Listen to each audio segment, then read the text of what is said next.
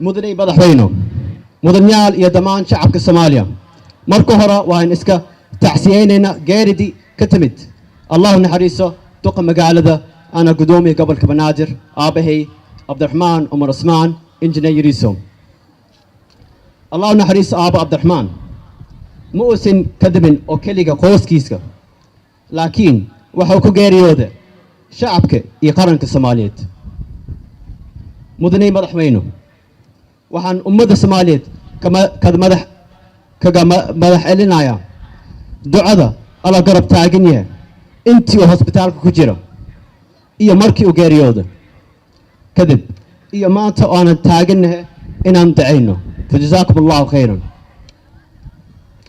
مدح الدولة ده وحن كذا مدح إلينايا تذلكي إيا جهدك أيكو بهين آبهي مدني مدحوينه الله نحريس آبه وحن وهانين شخوين بدن كسو قاب الدولة ده وحن مهد إلينايا دمان انتو لصو شقية آبهي إنجنير يريسو وكو قربسي كربكيسان إن شقديس وكا قول دارو شعب قبل كالصوماليا وحن إذن باقايا إنان حال كذا كسي ودان هولدي شقدي وعاصمدان كودا آبهي سي عاصمدان ونأخذ مد هرمرتا مع سنة مدني مدحوين.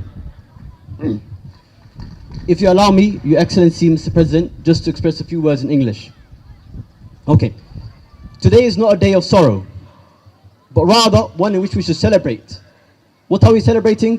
We are celebrating the success and the legacy of my father. My father had a vision, and within this vision, he believed Mogadishu will one day become a place of peace, where we can easily roam and walk across the streets with no fear of anything. He also believed this country will be one of stability, in which that we can actively work with one another, actively engage with the community for the betterment of the Somali people. He also believed and had an idea of a vision of a 21st century progressive politics within Somalia. The idea of a one man, one vote.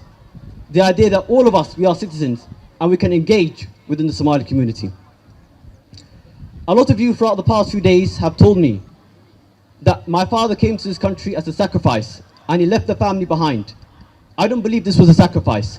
I believe this was his duty. Just as it is a duty for all of us standing here today to engage within our country for the betterment and the future of Somalia.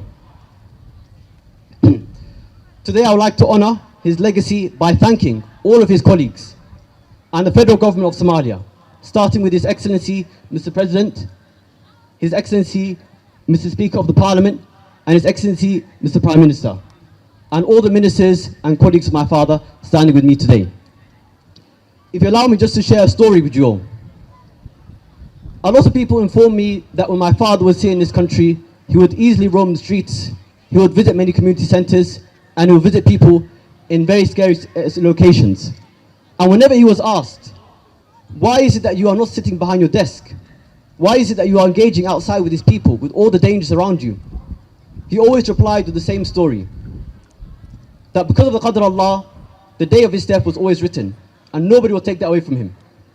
So for this, he will not cower behind or sit behind any desk or behind his office, but instead, he will go with the Somali community and he'll be wherever he needs, wherever his job takes him, he will go there as well. And in this, I would like to thank the federal government of Somalia and all those around me for all the support they have given me. Wassalamu alaikum wa rahmatullahi wa barakatuh.